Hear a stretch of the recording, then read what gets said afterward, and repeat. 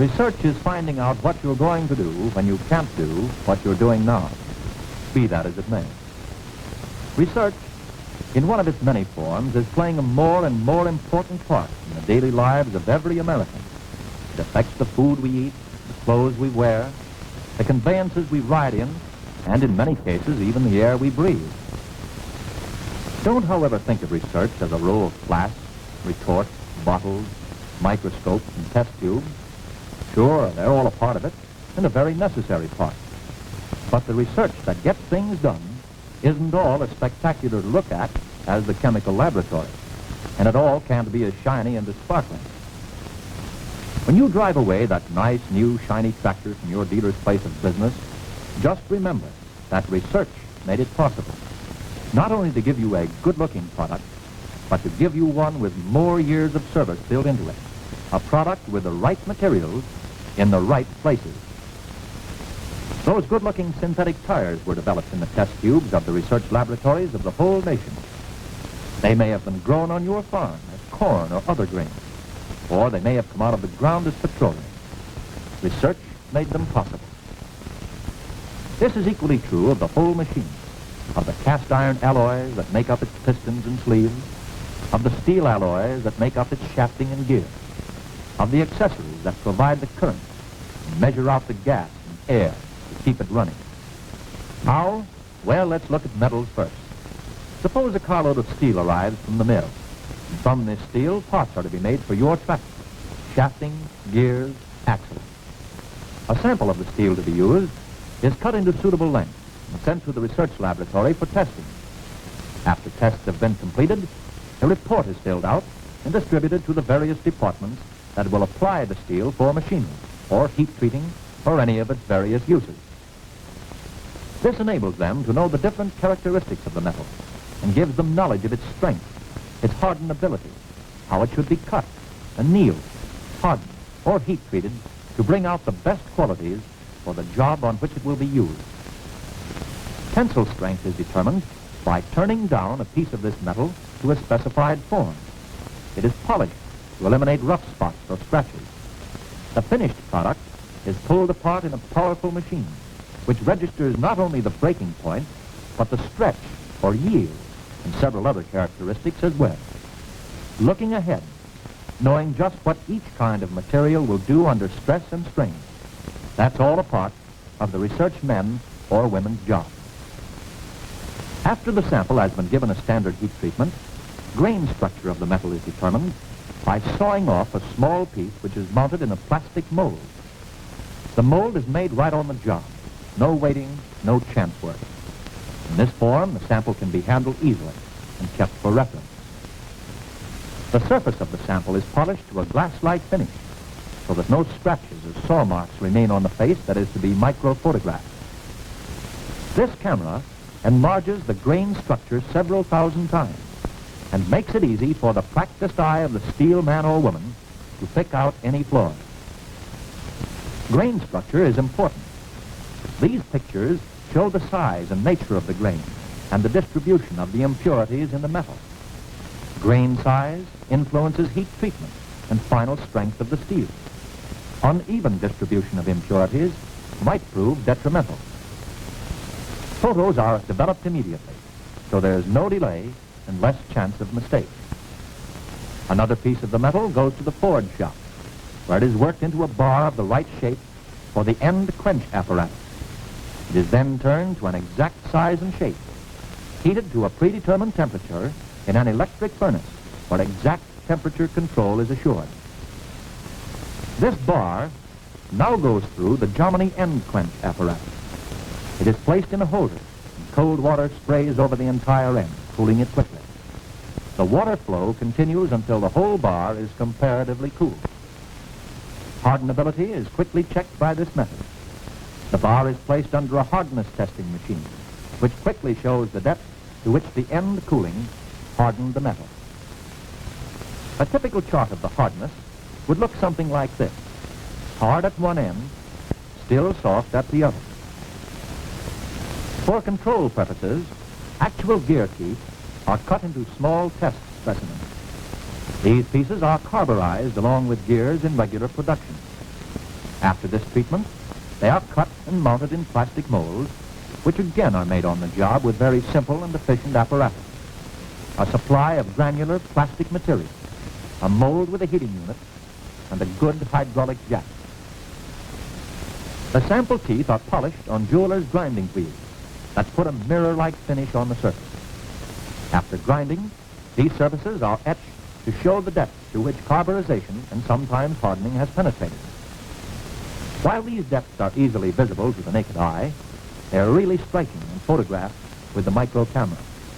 There's no guesswork, just plain proof of what happens all along the line when the know-how of modern research is applied. In hardening metals, research has developed a new and entirely different way of applying heat. You've no doubt heard the stories of high-frequency currents that are going to do tomorrow's cooking, canning, and baking. Well, here they are at work, but they're cooking the wearing surface of a truck roller for a track-type tractor. Watch it heat up. The whole job of heating can be controlled to the exact depth required, and heating, quenching, and finishing are all done in less than a minute. It's not necessary to heat the inner part, as surface hardness is all that's required. This system has many advantages over the oven and furnace method. It's faster, requires no pickling to remove scale, and finished parts are on the assembly line minutes after the operation starts.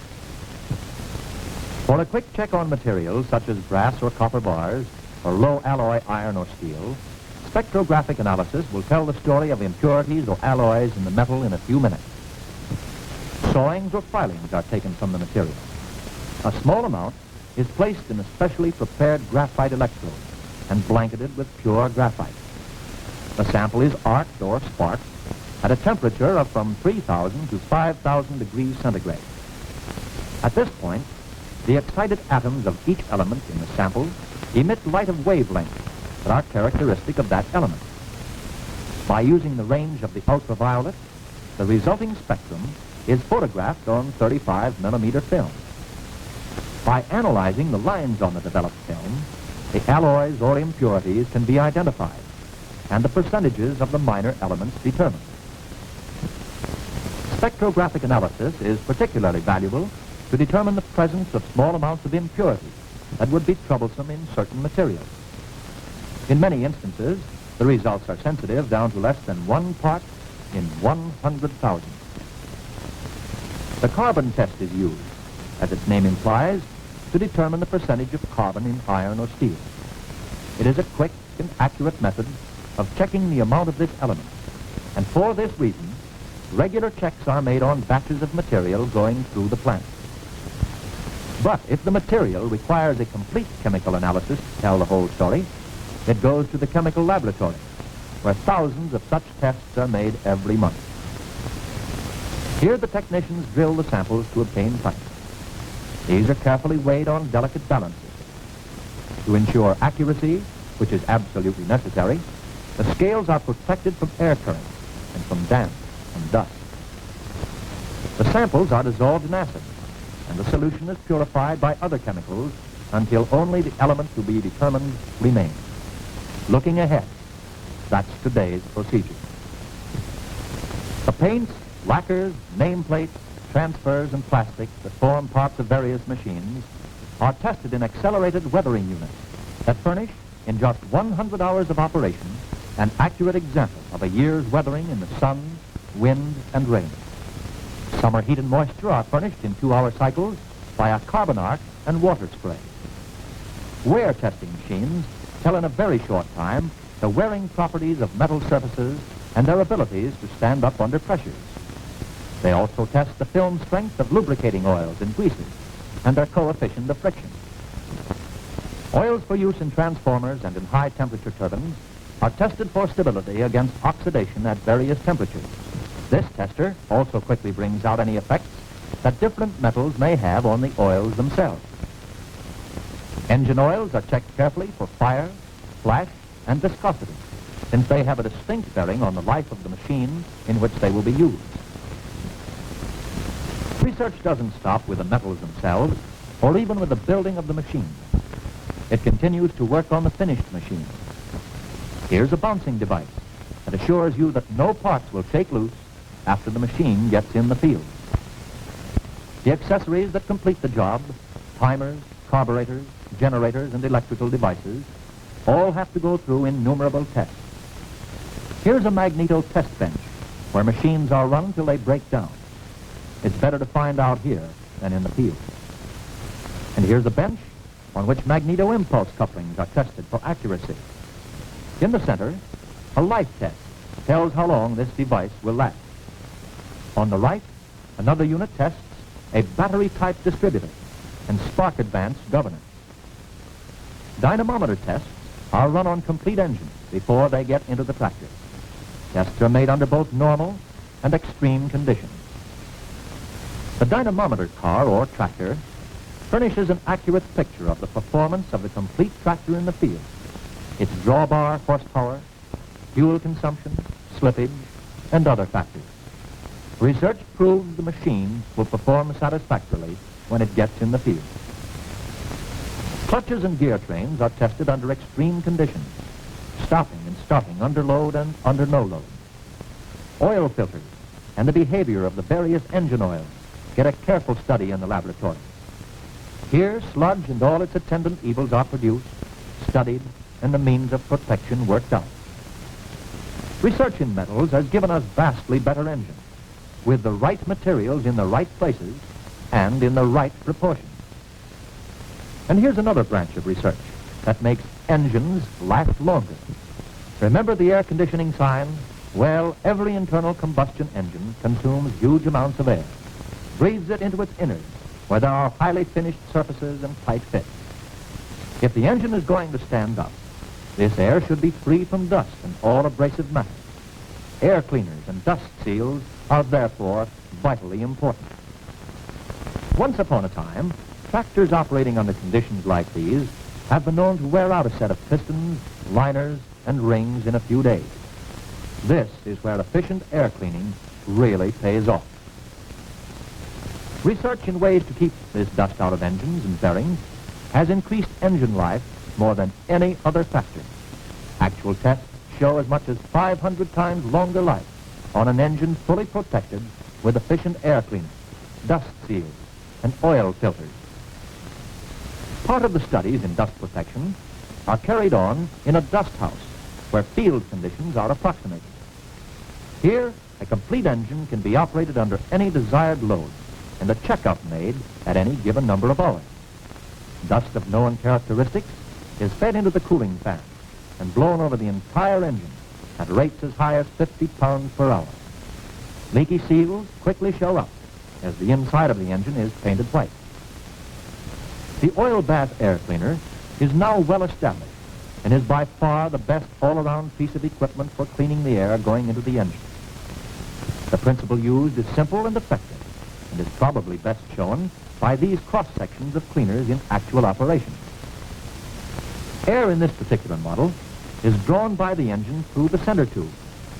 Oil is carried at a level slightly above the lower end of the tube. The air, in order to get into the engine, must pass around the lower tip of the center tube, bubble through the oil, then up through the maze of metal wool, which immediately becomes soaked with oil. Dust has a hard job getting by. The oil that is drawn up into the metal wool drains down into the bottom of the reservoir when the engine is stopped. It carries dust particles with it. But, effective as these devices are, research isn't satisfied. A constant search is maintained for improvements, and a constant check is made on performance of production equipment. This bench testing apparatus replaces the engine as an air pump for moving air through the cleaner. It also has connected to it various instruments for measuring air restriction, volume of air, temperature, rate of dust feed, and the weight of the dust going into the cleaner. The feeder atop the stack enables the operator to provide a constant rate of dust feed into the cleaner. The double cone-shaped drum in the center is an absolute cleaner. It gets the dust that passes through the air cleaner. This absolute cleaner has tightly stretched across its center 6 layers of fine cotton flannel. Their purpose is to catch anything that gets by the cleaner being tested. The cloths are dried in an electric oven before and after using, and while dry, weighed on jeweler's scales to determine the exact amount of dust by weight that passed through the cleaner being tested. This, compared to actual amount fed into the stacks, quickly shows the percentage of dust which went by the cleaner. Dust for this work is now available in standard sizes, but where tests are to be made with dust from the field, exact sizes of the particles can be determined in two ways. One, by actually counting the particles on an area covered by the barrel of the microscope. The other is known as the sedimentation or settling column method. Different sized particles have a different settling rate in a viscous medium, which in this case is water. The dust is poured into the settling column, timed, drawn off at various depths, dried out in an oven, and weighed to get the percentages of different sized particles. These are a few of the thousands of research jobs that are being worked on every day, each in itself a small part of the ceaseless looking ahead that makes for better products in the field and factory. Looking ahead, planning for tomorrow and for next year. That's research. Planning to avoid the mistakes of the past. Planning for the present. But over all the rest, planning for the future. Looking ahead.